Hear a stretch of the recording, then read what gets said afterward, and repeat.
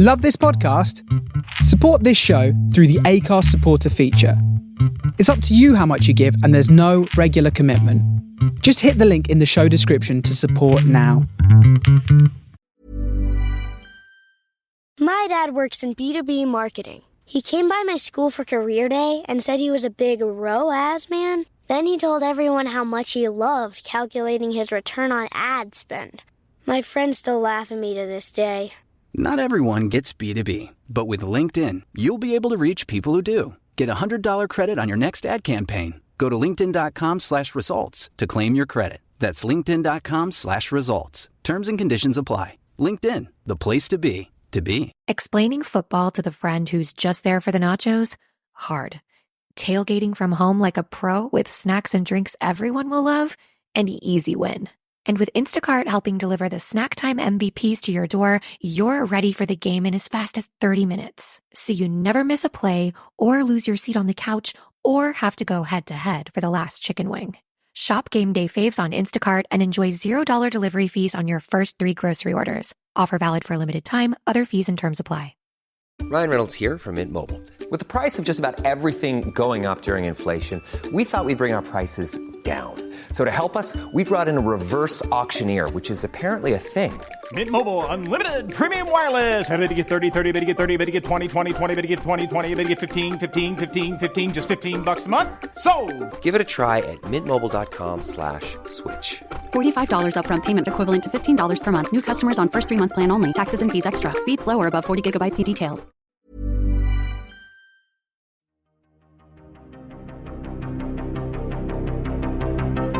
This is Writers on Film, the only podcast dedicated to books on cinema.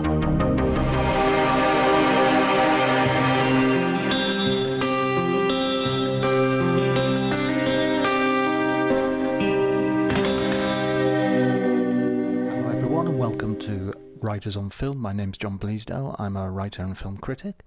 Today I'm going to be talking to Matthew Asprey.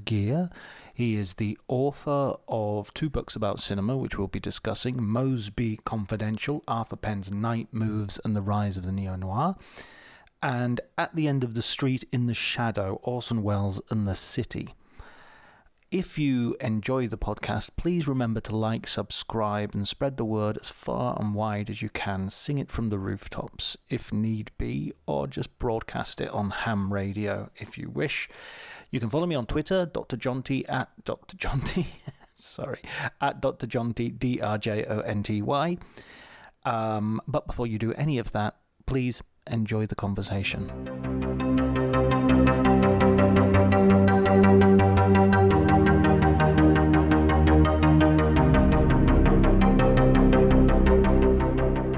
Sight and Sound did a issue very recently. I'm not sure if you got the opportunity to see it, but of like hidden heroes of the film industry. Mm-hmm. And I was asked to contribute any names that I felt would be, and I immediately thought, oh, Alan Sharp is an example of somebody that maybe the name doesn't ring many bells, but has contributed quite significantly to film in the last few decades. And I got a reply back saying, you're the 5th person to suggest Alan Sharp. So I was thinking, oh, maybe not that hidden to a certain group of people, certainly. And when I read your book, the thing that struck me immediately was Alan Sharp seemed to be very much your entry point into Night Moves, the book covers.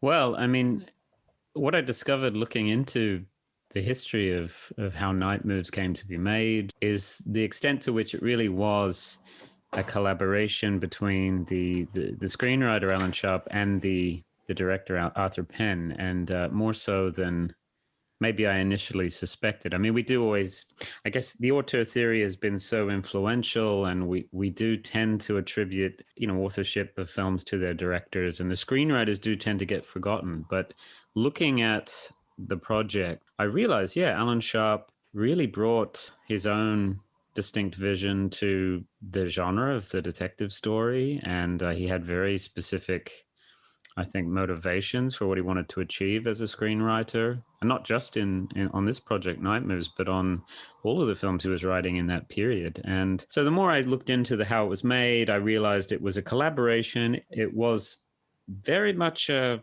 combative collaboration. It ultimately turned out to be that way. Two artists who, were not necessarily on the same page in every respect. They had very different outlooks on things, political outlooks, I think, and just generally like attitudes towards the world. So it was a really unusual collaboration, but I definitely started to discover the extent to which Alan Sharp really was the co-author of this film with Arthur Penn. Yeah, so the book, as I started to write the book, I realized it was the story of Alan Sharp and his entry into Hollywood in the early 70s, this really remarkable arrival as a screenwriter, and in tandem with the story of Arthur Penn, who was going through his own career crisis at the same time. So I started to see the parallels in their lives, and also the very different backgrounds they were coming from, and how this sort of collided on this project. And the ironic result of the collaboration was the film, I think, is the best thing either of them worked on, even though neither of them were happy with the final result. Yeah, that was a really weird irony at the end of the book. Is you get this sense that they're. But let's not go too far too fast. For our listeners who maybe are not familiar with this period, shall we set the scene a little bit? Who was Alan Sharp, and where does Night Moves fit in his career? Well, Alan Sharp was a Scottish writer. He was born in 1934 in Greenock, which is a town on the Clyde River. It was historically a shipbuilding town, not too far from Glasgow, where I am right now. And Sharp had grown up. I mean, he was adopted as a baby and grew up with this very stern religious family. And then ultimately he found out as a teenager that he was adopted, and this kind of set him off on this quest to discover who his real parents were. And he did contact his mother, his birth mother, but his father had died by this time. And I'm setting that background because I think it is so central to Night Moves. I mean, the whole search for the missing parent, or the parent who abandoned you. I mean, that's really the theme of the movie, I think. But anyway, he had a really strange career trajectory as a writer. I mean, he was very working class at a time when there was not a great deal of access to the mainstream media by working class people in Britain, certainly in Scotland. But he wound up actually first making his mark in British television, writing television plays and also radio plays for the BBC. And so that was his activity in the early 60s. But then he shifted his focus to writing and publishing novels. And he published 2 novels in the mid-60s. And they're very autobiographical novels about his youth in Greenock, and they're all about the town of Greenock. They're very, I mean, I'm a huge fan of his work as a screenwriter. I don't really like the novels that much. I sort of feel the novels... You give them short shrift in the book, don't you? I mean, they have their advocates, but... and they were very popular at the time they were published, which is maybe slightly unusual because they're very kind of experimental literary novels. I like experimental literary novels, don't get me wrong. But these ones are... I mean, to me, they're pretty dated and very much of the period. So, but what happened was, so he published these 2 novels, Green Tree and Giddy and The Wind Shifts, and they were very successful commercially as well as critically. I think because of their sex content. I mean, they're quite...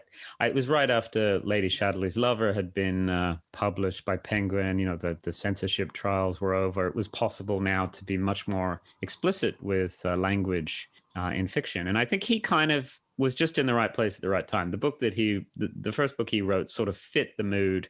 People wanted to read these, very modernist novels. I mean, it's very much, I think, indebted to Joyce and Lawrence. And so he made a big splash as a novelist, and he sold the rights to these books to all these different international markets. They were getting translated.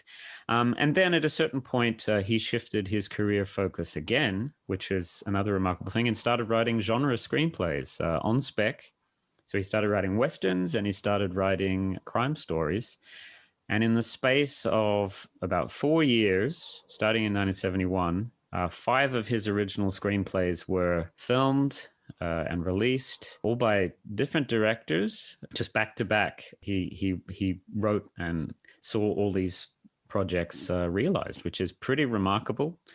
But he worked with directors like Robert Aldrich, who directed Ulzano's Raid. So he did work with the old guard to an extent in terms of older Hollywood directors. He worked with John Huston very briefly. And John Huston was a hero of Alan Sharp's. Alan Sharp's was schooled in the films of Huston and Bogart, as we'll see when we start to talk about Night Moves. But Huston was hired to direct The Last Run, which is a screenplay that was shot in Spain. It's about a kind of a driver for the mob, played by George C. Scott. But after about a month's shooting, Huston got fired, or he resigned, and he was replaced by Richard Fleischer. So it wasn't a very happy collaboration for Sharp. Then there were younger directors, very new Hollywood directors like Peter Fonda, who just had a huge success appearing in Easy Rider. He became enamored of a screenplay that Sharp had written called The Hired Hand. So he produced that as his first feature as a director. Yeah, so all this is going on in a very, very concentrated period of time. And, this is Hollywood in the early 70s, which is a kind of golden age for people who love the gloomier side of things. I mean, because this is a period of films where suddenly we start seeing all these movies about failure in American life. And Alan Sharp was somebody who I think pretty constitutionally was very fatalistic. He took a very bleak view of things and human relationships. He's very interested in human relationships, but the stories very rarely ended happily. In fact, in all these screenplays he was writing, it's almost, I think in every single screenplay, the lead character dies of a gunshot. It's just like it always ends unhappily.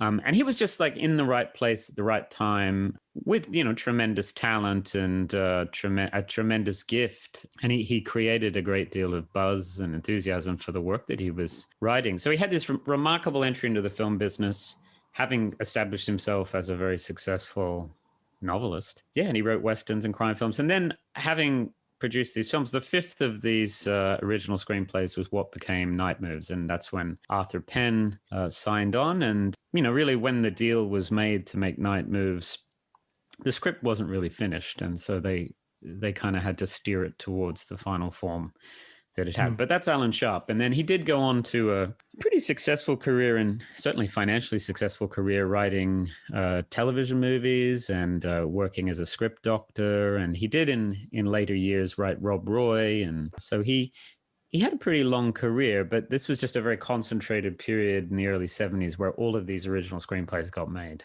Yeah, I mean, if you look at the career of someone like William Goldman or Robert Down or any of those big, I mean, numerically, the actual number of screenplays that they produce and actually get on the screen are not that many, nowhere near the number that a productive director will get made. I think, working screenwriters in Hollywood always wind up writing about 3 or 4 times as many scripts as actually get produced. And that's certainly true of Alan Sharp as well. I mean, it's in the scheme of things, it's not that expensive to commission a writer to write a script, but it's a lot more difficult to get the money to actually produce a film. And so, Sharp, there are a lot of unfilmed screenplays in the Sharp archives. So he was a consistently working screenwriter for his whole career. And as I said, he wrote a lot of TV movies, and that's a very sort of disposable, ephemeral format to work in, the movie of the week on TV. But so he did have a consistent career over a long period, but it was really the first half of the 70s where we got all these original Sharp films made. What about that shift that you sort of alluded to as well? I mean, he shifts from being a novelist to a screenwriter, which is one thing, but he doesn't write screenplays about, Greenock. He writes screenplays that are aware, and I've seen Ulzano's Raid and The Hired Hand. And if nobody told you this screenwriter is a Scottish writer you'd never guess it. They master the idiom, Well, he said, I mean, I think there's some truth in the fact that Hollywood and American culture is a pretty international culture. He'd grown up in Scotland, going to the movies all the time and seeing these Bogart films and seeing Westerns, the films of John Ford and so on. So he felt, I think, very fluent in that language, that cultural language. And for him, I mean, he said, growing up where he had grown up, not the most, exciting place in the world and pretty gloomy at times and kind of poverty, that the films that he saw as a child kind of gave him a sense of grandeur that didn't exist in his own life. So, but I think it was the best decision he could have made to begin writing these Hollywood genre screenplays because I mean, he obviously had a very autobiographical impulse as a novelist and, writing about his hometown. And, he had a very complicated personal life as well, romantic life. And he wanted to get, I think, a lot of that on the page. But by writing genre screenplays, I think it was, apart from the fact that I think he played to his strengths. I mean, he wrote great dialogue. He wrote very taut action sequences. And, he was very good at structuring his screenplays. And it meant that the kind of purple prose that he specialized in as a novelist just had to go out the window. So I think he was playing to his strengths, but also by removing himself a little bit from this nakedly autobiographical content, it still allowed him to explore the themes that he was interested in about men and women and so on, but in a sort of different context. And I think that all was very beneficial, and his writing suddenly kind of came alive. Yeah, kind of tragic masculinity, romantic masculinity, That's it. I mean, he was somebody, I think, he was very interested in masculinity. He was very interested in the limits of the male experience, and he's very interested in women. And I don't just mean romantically interested in women. He was interested in women, as people. And in fact, when in the process of researching my book and I interviewed the actresses who'd worked on Night Moves, they were both, the two main actresses were both, they remembered being so impressed by his insight as a male writer into the female experience, and that he wrote female characters which were very unconventional for that time. So they were extremely excited to work on the project because you didn't see that type of writing for women actors too much. And so moving on to Arthur Penn, Penn at this point has already established himself as both a TV and film director, and also on Broadway, I think.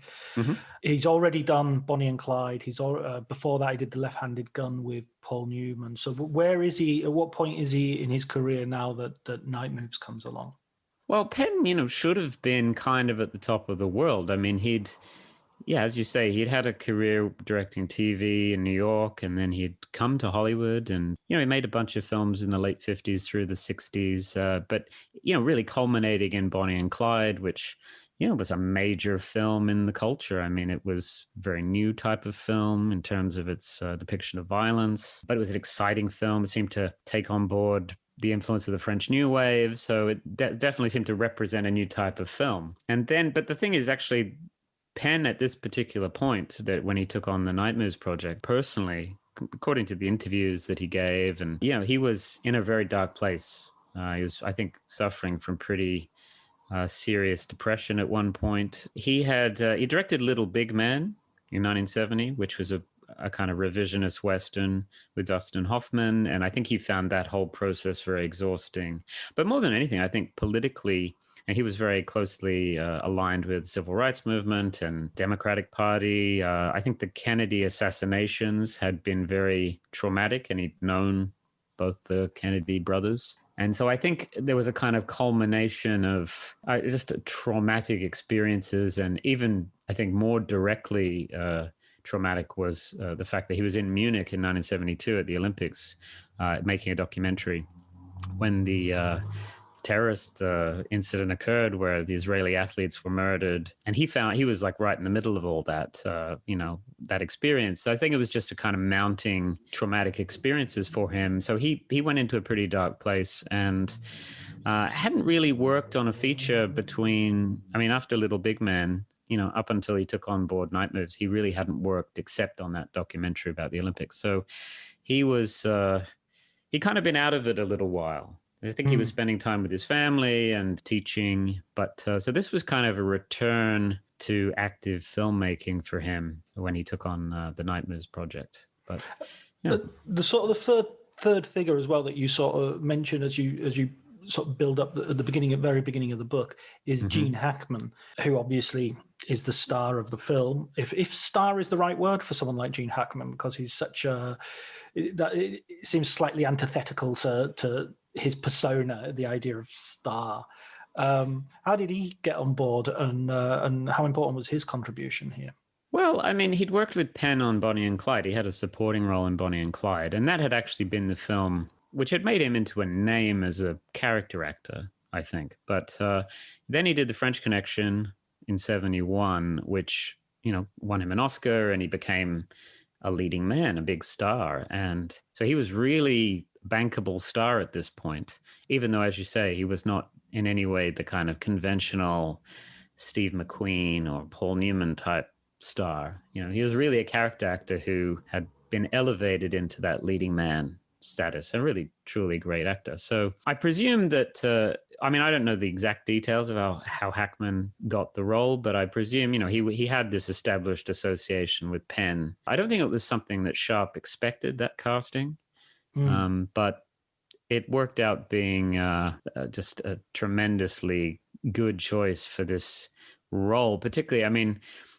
it's a character. The character in Night Moves is a kind of macho football player, somebody who very old-fashioned in his mentality in many ways, and but he's got a lot of inner turmoil, and Hackman's speciality is just he's able to communicate, I guess, a kind of emotional turmoil without having to really do anything very overt. There's just so much going on inside that's evident to the viewer, and so he was a very quiet actor in many ways, and so it was just perfect casting, I think, for this very complicated role.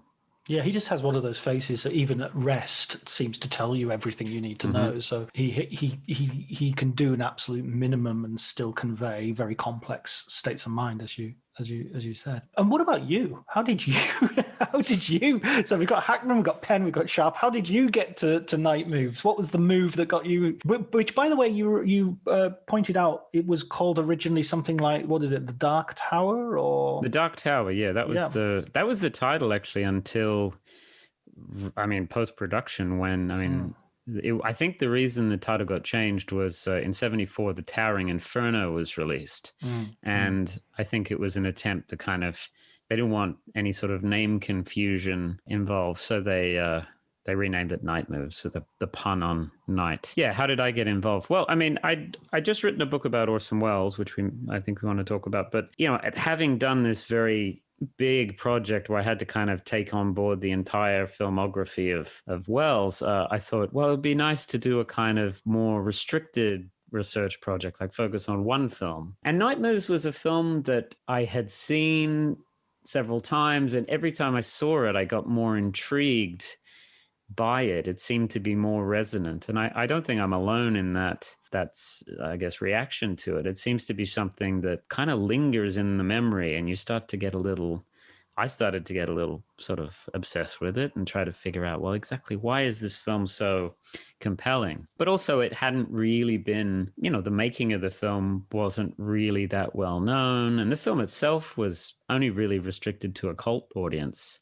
and maybe still is. But so I started looking into the background, and I read an interview with Alan Sharp, actually. And I think that was the catalyst to actually do the book, because I found this interview with Sharp so compelling and full of insights into the writing process and the filmmaking process. And, I was so impressed by his particular angle on the subjects, the themes of this story.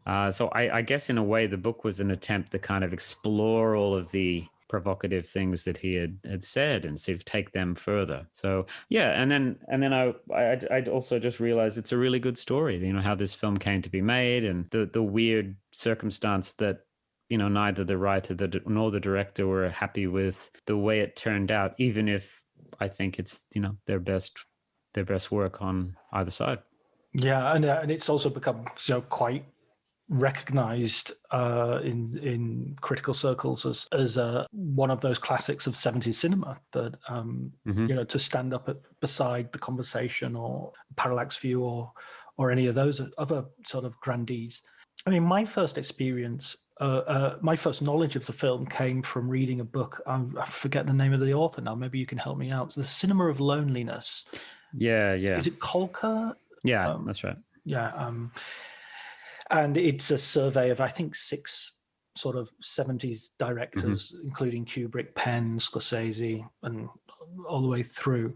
It was I read about it before I saw it, and I read about it very much in the context of this is an American new cinema, and it's influenced by the new wave and Mickey One and things like that.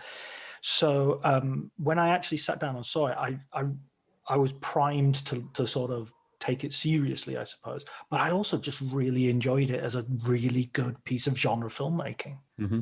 It is very much in line with those other films you mentioned. It's about, as you say, that's a good term to use in relation to it. It's about loneliness. It's about this inability of this main character to communicate with his wife he's trying to. And yeah, there was this period when it was possible to explore these themes in a way that they didn't have to resolve in any sort of traditionally satisfactory way. And I mean, that's certainly true of Night Moves. There's a lot of unresolved questions about the film, but it is a genre film, and it was released as a genre film, and I think that's one reason why it never really made a big splash initially, because people expect certain things out of a piece of genre like Night Moves. They expect it to, tick the boxes for a private detective film, which it doesn't entirely do. And it doesn't have a bullet-style car chase or no, or a sort of set piece But these sort of detective movies seem to be really popular at the time, and not popular popular more with directors maybe than with audiences, in the sense that you mentioned as well in the book that you've got the Long Goodbye and Chinatown. I think it's a way that history concertinas as well, because we think of the 70s as extremely separate from the 40s and the 50s and film noir, but they're only it's only 20 years separate 1970 from 1950, and it's Bogart isn't dead for that long. I think one of the things I found great in the book is you just list James Dean died this year, Marilyn Monroe this year, Humphrey Bogart was maybe the first to go. And you just sort of think, yeah, God, that's the equivalent of us losing David Bowie and, one after the other. How strange that must have been at the time as well. Yeah, I know. It wasn't that long, but not many years had passed. However, I think American sensibility had entirely changed, and culture had entirely changed in the 60s. And I mean, you look at American Graffiti, which is released in 73, and it's about 1962. And so it's a period film about only 9 years earlier. So the equivalent, we're talking in 2021. It's not, it's like what was happening back, in 2012, not much different, you would think. Maybe it was a lot different. But I think there was this sense of, America had transformed, and in every way. And there was a lot of nostalgia for the past, which was manifesting itself in a lot of films being made, like Last Picture Show and American Graffiti and The Sting and The Way We Were. And so all these films are coming out in the early 70s, either period films or films like What's Up, Doc, another Bogdanovich film, which is, screwball comedy, 30s style comedy. So it was, I think partly that was the affection that was present in that time for movies of the golden age of Hollywood was a result of television, because suddenly old movies were on TV. Like what had been a very ephemeral thing was suddenly, you can go and watch old Bogart movies again on TV. And so there was this growing fondness in the among the American public for old movies. Because they were suddenly accessible again. And the detective films that started to emerge in the 70s, really in the late 60s and into the 70s, a lot of them are kind of pastiche films. They're very, they're winking at you. Look at us do the old Bogart number. And, some of the lesser detective films of the 70s, I think, are very much just kind of nostalgia exercises. Like Farewell, My Lovely came out around the same time as Night Moves, and with Robert Mitchum. And it's very much, I mean, it's not a bad film, but it's not anything particularly profound, because it's all about just aping the style of those movies, the visual iconography, the fedoras, the trench coats, you know, and people obviously took a lot of pleasure. The audiences took a lot of pleasure in you know, seeing contemporary revivals of that old style, and even seeing Robert Mitchum again. You know, exactly. It's, you know, Burt Lancaster would do a similar thing in Atlantic City to maybe a bit more depressing effect. Because it wasn't as if so much time had passed that those actors were not still around. I mean, most of the 40s actors were still alive and still, many cases, working. So it was easy to get a Mitchum to do that. And you know, there's other interesting detective films like Chinatown, which sort of starts as a pastiche of the old detective story, but then it becomes something much greater than that. I mean, I think, and this is something it had in common with Night Moves and The Long Goodbye. You sort of begin the movie and it's like, okay, this is a kind of nostalgic genre exercise. Let's enjoy the pastiche qualities of this detective film. But then it actually winds up making the case that, no, this genre is actually a very valid genre to explore issues in the contemporary world. I mean, obviously Chinatown's set in the 30s, but I think it is in many ways also about the era of Watergate, you know? And so, yeah, the detective films kind of had made a comeback, and Night Moves is in the middle of that, but I don't think it satisfied the people who wanted to have a nostalgic good time. And more than anything, I think, you know, timing is so central to the success of any film. Night Moves came out in the summer of 75. It's always, you know, people bring up the fact that it came out, you know, within a few weeks of Jaws, and Jaws was the biggest film of all time and a very different kind of movie. But I also think the fact that it came out right around the same time as two other Gene Hackman movies, you know, French Connection 2 came out the same summer, as did his Western Bite the Bullet. And so if you're a Gene Hackman fan and you're looking at what's on at the cinema, you have other options. And I think Night Moves kind of just fell through the cracks. The reviews were not that great, because I think it really is a film that gains so much on the second, third, or, you know, 20th viewing. And 20th in your case. Yeah, I haven't counted, but it's been a few times. I imagine. So yeah, it's one of those films that, yeah, and you mentioned also films like Parallax View and The Conversation. I think The Conversation, although it was well reviewed and did well at Cannes, I mean, that was not really celebrated as one of the great films of the period at the time. I mean, Godfather was, and Godfather 2, but a lot of the films we are now looking at more with that celebration from that period. You know, at the time, there were so many films being released, and they just kind of came and went in many cases, you know. So, and Night Moves was one of them. Yeah. My perception of The Conversation was the idea that it was kind of almost like what Coppola doing one for himself. You know, he'd done, you know, The Godfather for the studio, and he got The Conversation, then Godfather Part 2, and then Apocalypse Now was a sort of mix of one for himself, one for the studio. But yeah, no, I absolutely accept that. It has definitely taken a complete revaluation, I think. Not that it was ever hated, just that it was, as you say, it was just this small film, this sort of oddity. The figure of the detective kind of changes as well, and I think one of the things that's interesting with Gene Hackman in Night Moves is that, and maybe I was wondering whether this might have something to do with it not fulfilling all those generic expectations. This episode is brought to you by Progressive Insurance. You chose to hit play on this podcast today. Smart choice. Make another smart choice with Auto Quote Explorer to compare rates from multiple car insurance companies all at once. Try it at progressive.com. Progressive Casualty Insurance Company and Affiliates. Not available in all states or situations. Prices vary based on how you buy. My dad works in B2B marketing. He came by my school for career day and said he was a big ROAS man. Then he told everyone how much he loved calculating his return on ad spend. My friends still laugh at me to this day.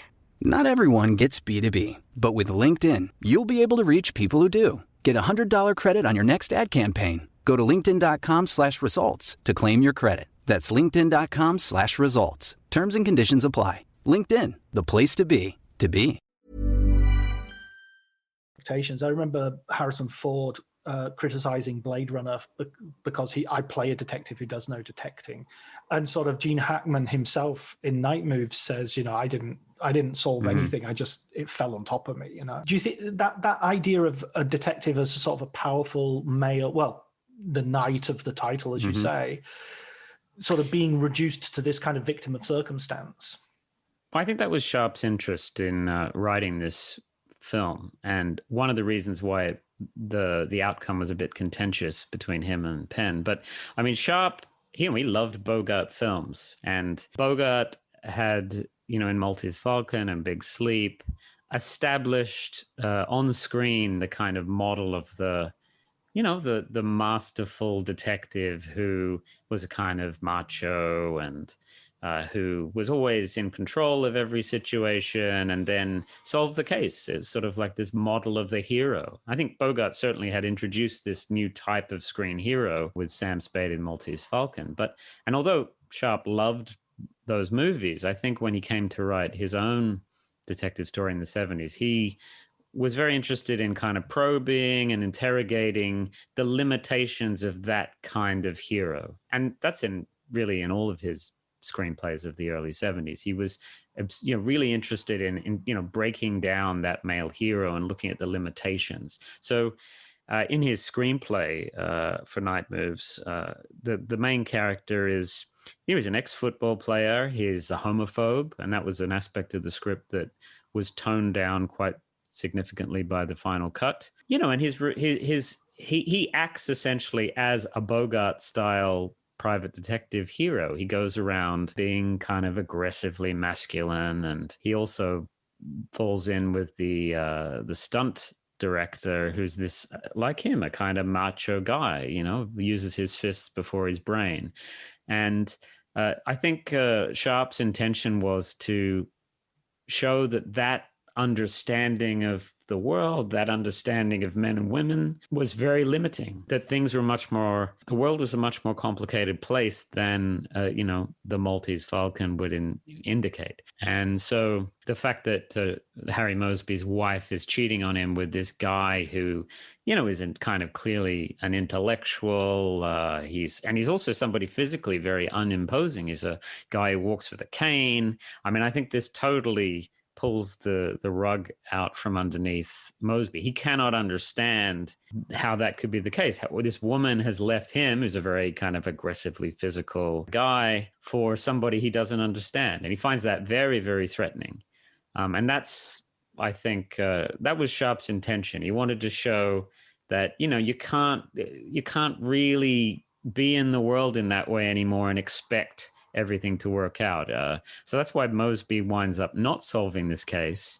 He's kind of totally befuddled by what he discovers. So Sharp was very much interested in pointing out the limitations of that kind of masculine hero. The film pulls back a little bit from that criticism for several reasons. I think partly the casting of Hackman, as great as it is, I don't know necessarily that was exactly what Sharp had in mind for the character. I think he was thinking of a more simplistic kind of macho hero. And Hackman, because he has so much obvious sensitivity, even if it's not expressed, it makes for a great performance, but maybe it blunts a little bit what Sharp was intending to get across. And also the fact that Penn, in the editing, he did make the film and cut it so that these negative qualities of Mosby were very evident. But, then he's, according to Sharp, Penn sort of chickened out at the last hurdle and started to maybe pull certain things out. As I said, there were the homophobia of the main character was more pronounced, and that a lot of that was kind of cut back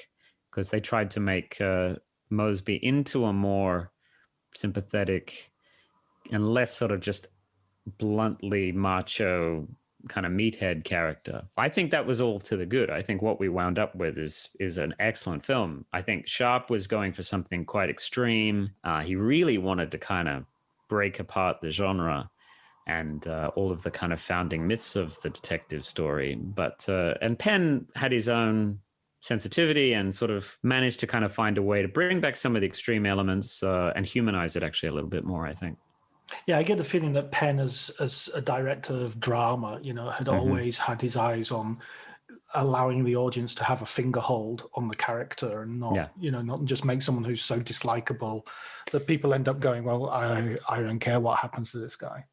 Yeah. I mean, Hackman had played, he was one of those great actors who could play a really pretty bad character, like pretty bad guy, and you'd still be on his side. I mean, French Connection. I mean, Popeye Doyle is, he's overtly racist, and he was kind of a thug. There's no doubt about that. But Hackman's so charismatic that you don't care. You'll follow him. But so it's kind of a matter of trade-offs in the editing room, I think, trying to find the right balance. And Sharp was, I think, disappointed because he wanted to make a pretty extreme statement, and Penn ultimately decided to go a slightly different way. I saw Hackman in a Western with Oliver Reed and A Hunting Party. That's right, yeah. And he plays a ferocious misogynist in that. So I don't get the feeling that it was anything in Hackman sort of wanting to protect his reputation or anything in terms of how some actors might have done. Some actors might have said, this is too dark for me. Or according to Sharp, I mean, Penn showed a rough cut of the film to his friends in Hollywood and to guys like Jack Nicholson and Warren Beatty and I think Terrence Malick was there, and Robert Towne, I think, was there, who'd written Chinatown. And their response was, you got to tweak this because the character's so unlikable. And Penn ultimately decided that advice was good. And I'm, of course, this is Sharp's telling of this scenario, and Penn didn't really speak about it, the decision making. But Sharp, I think, sort of felt like Penn had gone and hung out with his macho friends, and they were all kind of offended by the film, so they told him to change it, and he kind of went along with that. But yeah, I mean, that's Sharp side of the story, and I don't know that that's the full story. Yeah, and you made that clear. But I mean, I suppose like the end of Night Moves, where you're not quite sure what the conclusion is, but it's very far from a happy ending. I mean, that reflects the sort of ending of the production of the movie as well, with this sort of sense of uncertainty and people walking away not particularly happy with what they've done, even though, as you say, it's something of a modern classic. It's not a happy ending. That's the thing. I mean, nobody's going to walk out of Night Moves thinking, wow, that's affirmed all my prejudices about the world. I mean, I think it's very provocative. It's a really dark film. But I mean, Sharp wanted it darker, and I mean, there's little things changed. Like you may remember towards the end of the film, there's a fist fight between Hackman and the guy down in the Keys, and it's very bloody kind of fist fight. I mean, in the script, that guy dies from his injuries in the fight, and if you look closely at the scene as it's edited, there's a line dubbed. Jennifer Warren dubs a line which basically says he's still breathing, he's okay. And in the film, the original idea was that this guy died from that. But clearly in the editing room, they're like, oh, this is so, can't we just like have him injured and just lying there unconscious? Because it's just unrelentingly horrible. He's beaten a man to death, and the man isn't the main villain, there's lots of little things like that. And I think it's actually really well done, this last minute surgery. I mean, and that's probably due to the expertise of Dee Allen, who was the editor, such a brilliant collaborator for Penn. It shows you how you cut one line here and there, and it does transform the meaning of the film, or it transforms how we understand a character. Yeah, there was a lot of ADR done on Once Upon a Time in America as well, the infamous sort of police academy cut that they made of the film. And they would have sort of people saying, we're going to so-and-so's to pick up so-and-so as a way of sort of clearing up what they thought was Leone's inept filmmaking. Yeah, what an amateur that Italian is. Sergio Leone doesn't know how to tell a story. Listen, let's move from Night Moves to your first book, which is Orson Welles. Sorry, can you give me the full title? It's a mouthful. It's at the end of the street in the shadow. Orson Welles in the city. Okay, so I'm not sure if there's an adjective for this. Wellesian. I'm a huge Orson Welles fan, and full disclosure, I haven't read your whole book. I've read your introduction and the first chapter, but I'm definitely going to stick with it because it's a really original look at Welles. What led you to this? Was this are you approaching film via academia? Then are you looking at it as an academic? Well, I am. I mean, I'm an academic, and that's my background. And I guess as a Wells researcher, that's certainly how I started. And it is an academic book. I mean, I feel more now that I'm approaching film writing as a historian, and I mean as a critic as well, but less in a less sort of, I guess, directly academic way.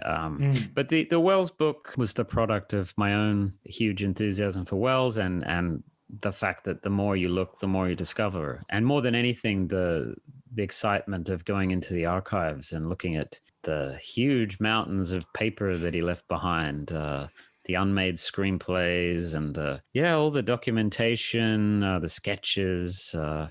So, yeah, I mean, I approached the book. It's a study of his body of work. So it is, I mean, there's quite a number of books out there that look at the films of Orson Welles, of course. But I decided to look at him as an urban filmmaker. I thought he was a great kind of poet of the city. And so that's the sort of prism through which I decided to look at his body of work. And, you know, I mean, he made films all over the world, in many different cities. And sometimes he created the cities in studios.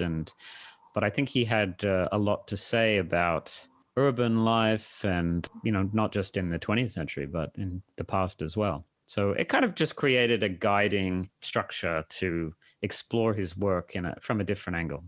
I love the idea that you mentioned right at the beginning of the book, where he traveled so much as a teenager with his father, and so he'd seen a lot of these cities already. So it was almost that whenever he went to visit a place as an adult, there was always a sense of nostalgia. He was always going back to a place he'd already been to. It's sort of the limits of being precocious, I guess, is from then on, you're just bored. You're just retreading. Yeah, it was always like, wow, Budapest was over by 1923, you know, so that was kind of a bit like, and he'd been there. Yeah, that's, he had this remarkable childhood because he did travel all around and was just a sponge. So, you know, when he went to a place, he read everything he could about it. He read the literature of the place, you know, and he read the history of the place and connected with it. So he was an incredibly cosmopolitan artist. So yeah, by the time, I mean, he made Magnificent Ambersons when he was 26. And, you know, that's a film all about, I mean, it's from the point of view of the nostalgist, you know, the way things had used to be in the old days, which is a weird thing for a 25-year-old to be obsessed with. But I think that was just his sensibility. And it kind of creates this emotional logic for the characters, this sense of there had been a past where things had been better, you know. Well, I think he used that very artistically.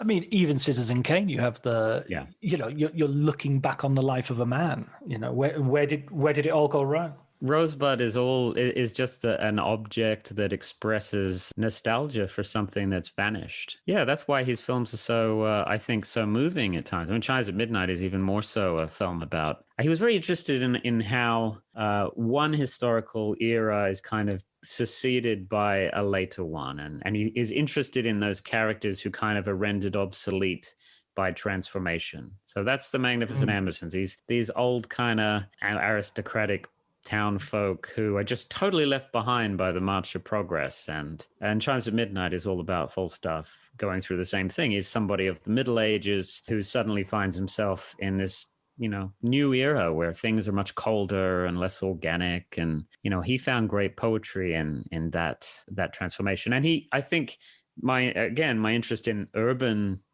images in Wells' films is he found ways to explore how cities change and how that affects our lives. How did you originally sort of land on Wells? What was your first sort of experience of Planet Wells? I mean, as a teenager, I got interested in Wells, you know, the old-fashioned way of seeing Citizen Kane and Ambersons, and I saw Journey into Fear pretty early and on television, and just being like, wow, this is great stuff. And I wasn't thinking about writing a book about his work at that time, but I just got very enthused by Wells. And I think I also became, I mean, the whole story of Ambersons and the fact that it had been butchered by the studio and how he was a kind of martyr for, you know, all those artists, you know, he representative of all those artists who'd struggled for freedom of expression. I found that very romantic.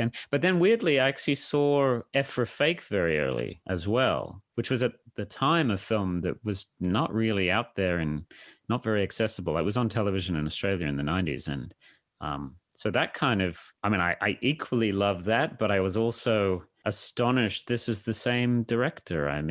Because it's so different to those earlier films. And then I saw the Touch of Evil restoration when that was put out in the late 90s in the cinema. And again, it's just every time I saw a new Welles film, it was like, well, so there's so many sides to this artist. And so that was just an enthusiasm as a teenager and in my early 20s. And then when I ended up doing a PhD, a chapter of my thesis was on Touch of Evil, and it kind of just grew from there, this interest. And I was always so fascinated by the unreleased films, the unfinished films, this idea that, okay, we've got a kind of glimpse of the surface of his work in the films that have been released, but clearly there's so much more kind of in the shadows behind him. And so when I finally got to the archives in the US and also in Europe, yeah, it was like entering Xanadu and poking through all the objects that were left behind.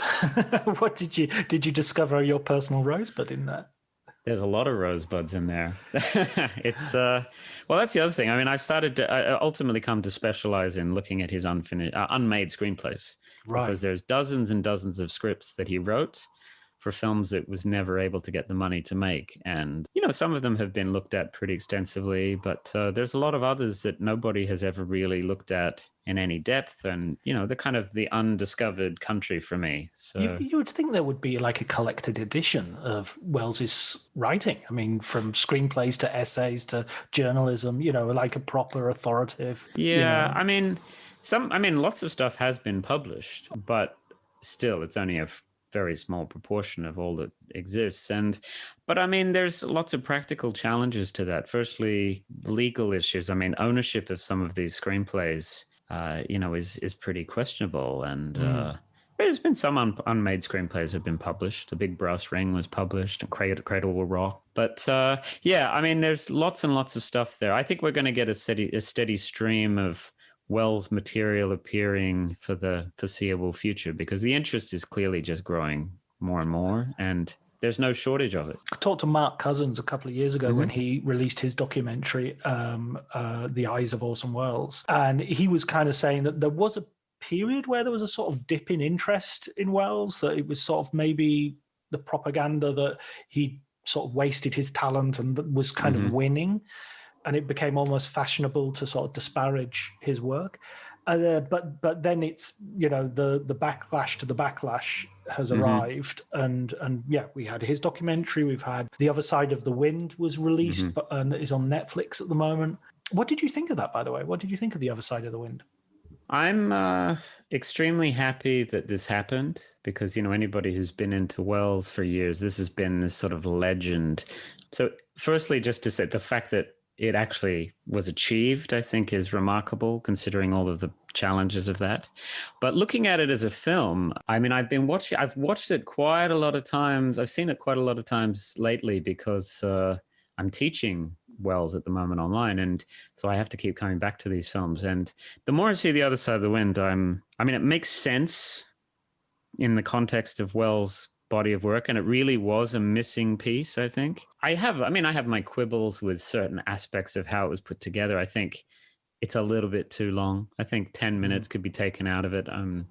I won't speculate on what Welles would have done, because you can't really know. But I honestly think it's a real great achievement that this occurred, and I think it's a really, I don't know if I'll say a great film on par with the best of his work, but I certainly think it's a very worthy addition to the filmography. So I was just ecstatic that this got done, and I think the intentions of the people who reconstructed it were very honorable. So yeah. I had the opportunity to watch it at Venice when it was premiered. Wow. You could imagine the trepidation in that screening room, because there were, it was a risky business. It's, is this going to actually detract from his reputation rather than? And I was just very pleased that it was recognizably a film. Mm-hmm.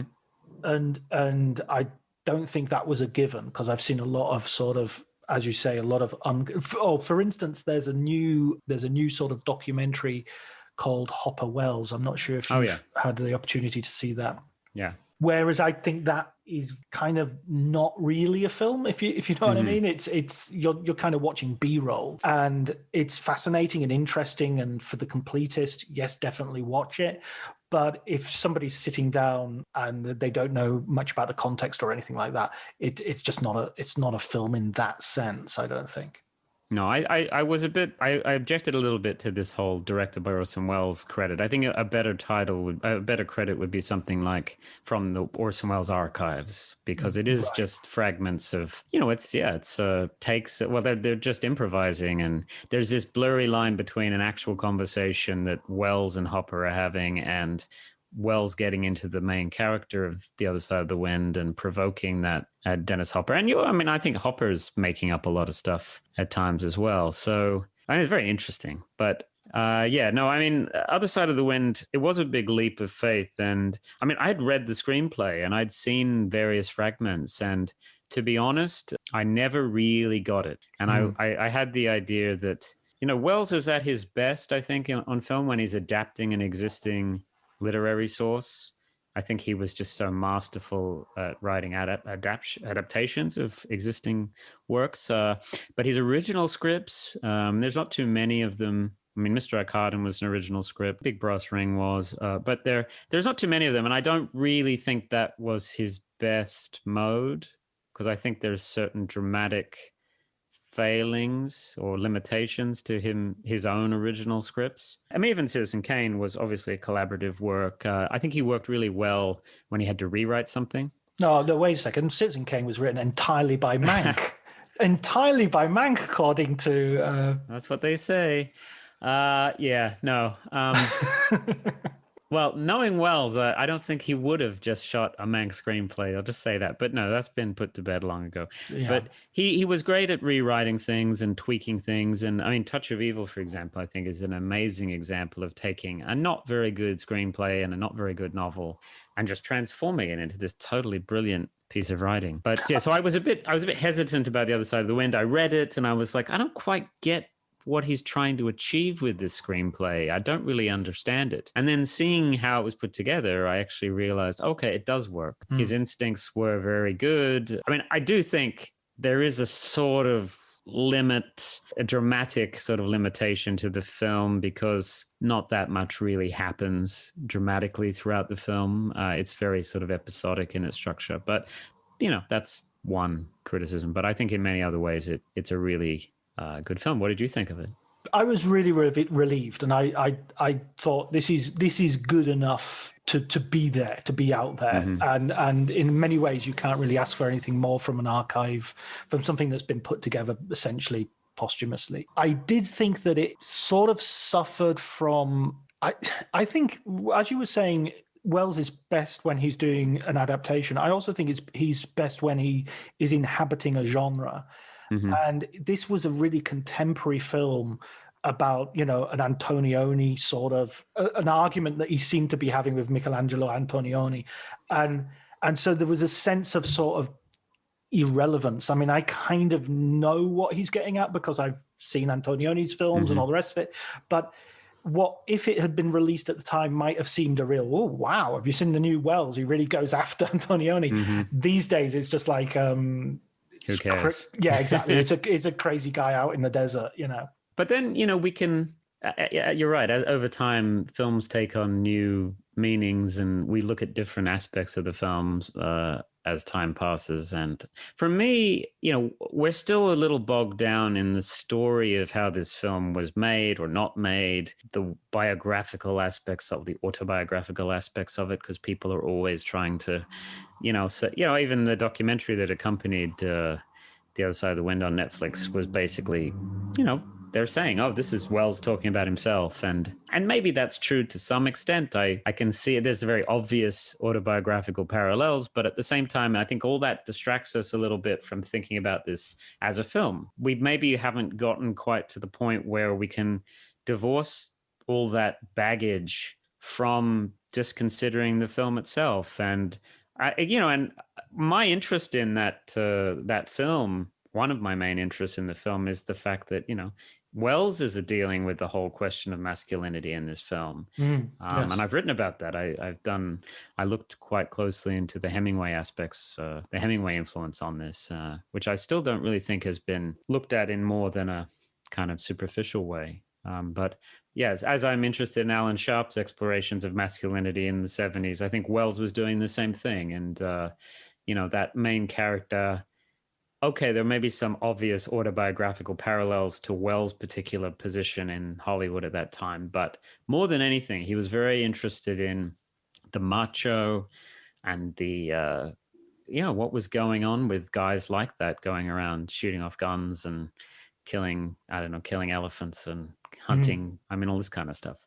So, I think the conversation about The Other Side of the Wind will probably keep going for a long time. And like all of Wells' films, it's released. There's a little bit of a conversation at the time it's released. And then 10 years later, 20 years later, 30 years later, we turn around and say, actually, this is a really great film. That's happened with Touch of Evil. Nobody really rated that in the United States, certainly at the time it was released. And then now it's totally established as an all-time classic. Same with Chimes at Midnight. It's only in recent years people have acknowledged, oh no, this is one of his great films. F for Fake, I think, is the same. And at the time of release, nobody paid a great deal of attention to them. So I think The Other Side of the Wind will be like that as well. I hope so. And I must admit, I've not seen it since that one viewing in the cinema. So I'd like to you need to see it again. Yeah. Yeah, it is. Even at the time, I felt like, okay, this is a lot to take in. And I will give credit to the editor who put this together. That it's certainly true of Wells in this period that he didn't make too many allowances for the ability of the audience to get everything on a first viewing. F for Fake's a bit like that. It's very, very complicated in its editing, and you miss so much on a first viewing. And to the credit of the Other Side of the Wind reconstructors, they kind of followed Wells' cue, and they didn't make too many allowances. There's lots of characters in The Other Side of the Wind. There's all these relationships going on, and you kind of have to just figure it out on the fly. And trust me, the second, third time you watch it, you suddenly realize how it all connects together, and it's much more enjoyable. I think the third time, maybe, or the fourth. But not everybody has time to watch these films on repeat, but I do think they're very rewarding. Yeah, no, absolutely. I used to watch films. I used to get video cassettes from the local garage, and I would watch them with my family or with my friends, and then I would watch them in the morning before taking them back, and I'd always rewatch films. Nowadays there's just so much available out there. Yeah. I feel like if I'm rewatching something, I'm missing something else. So it's a new malaise. Right, you have a recommended film book for us, and I think this relates to what we've been talking about. So what is it, Matt? What's your recommended film book? Well, it's called Orson Welles and Roger Hill, A Friendship in 3 Acts, and it's edited by Todd Tarbox. And this is, there's a lot of Orson Welles books out there, as you know, and as you said, I wrote one of them. But this is a different kind of book. The best one. The best one. I don't know. Well, according to the introduction. But this particular book, the Welles and Roger Hill book, it's a transcription of conversations these two guys had in the last couple of years of Welles' life. Roger Hill was Orson's headmaster at school, and then they became lifelong friends. So one of his very oldest friends, and there are several books of these transcribed conversations, but I quite like this one because there's a sort of the friendship that these two men have is clearly runs very deep, and it's less sensationalist than the My Lunches with Orson book. But yeah, so I recommend this book because there's no better conversationalist than Orson Welles. Absolutely. I've never read that. I knew about Roger Hill from the various biographies, but I will definitely try and search that one out. Okay, Matt, listen, thanks so much for spending time with us and talking to us about Mosby Confidential, your book on night moves, and the Orson Welles book, which has a long title that Okay, I just call it the Orson Welles book. The Orson Welles book. Okay, I'll definitely put the title in my roundup at the end of the podcast and in the show notes. So once again, thanks very much, Matt. No, my pleasure, John. Thanks. Great to talk to you.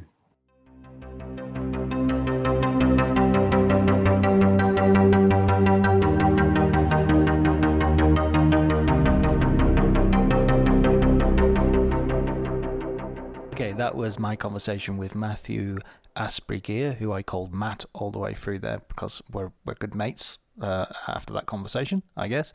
The title of the Orson Welles book, the full title of the Orson Welles book was At the End of the Street in the Shadow, Orson Welles and the City. His book about Alan Sharp, Arthur Penn, Gene Hackman and Night Moves is called Mosby Confidential, Arthur Penn's Night Moves and the Rise of the Neo-Noir. And both of those books come highly recommended. And his recommended film book was Conversations between Orson Welles and Rich Hall, I want to say, the name of his headmaster at school. I can't remember it exactly now. Okay, wait a second, I'm going to stop the recording and then look it up. No, it was called Orson Welles and Roger Hill, A Friendship in 3 Acts. Okay, so that's the recommended book. Thanks go to Ellie Atkins for the music, Ali Harwood, who helps out with the art. Thank you also all for listening, and until next week, please take care.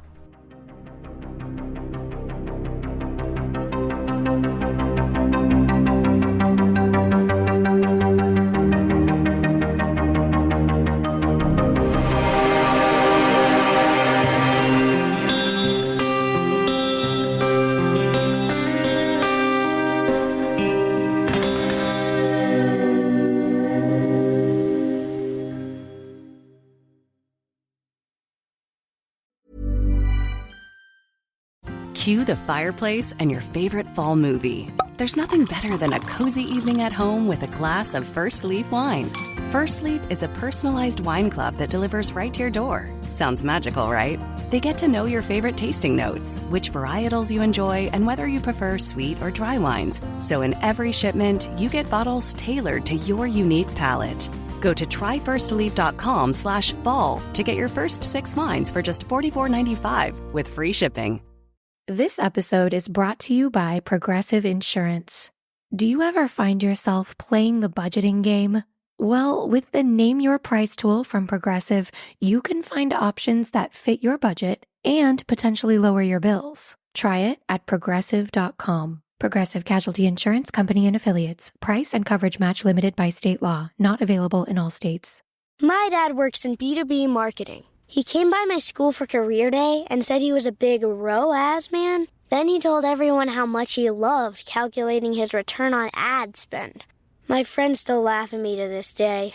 Not everyone gets B2B, but with LinkedIn, you'll be able to reach people who do. Get a $100 credit on your next ad campaign. Go to linkedin.com/results to claim your credit. That's linkedin.com/results. Terms and conditions apply. LinkedIn, the place to be, to be.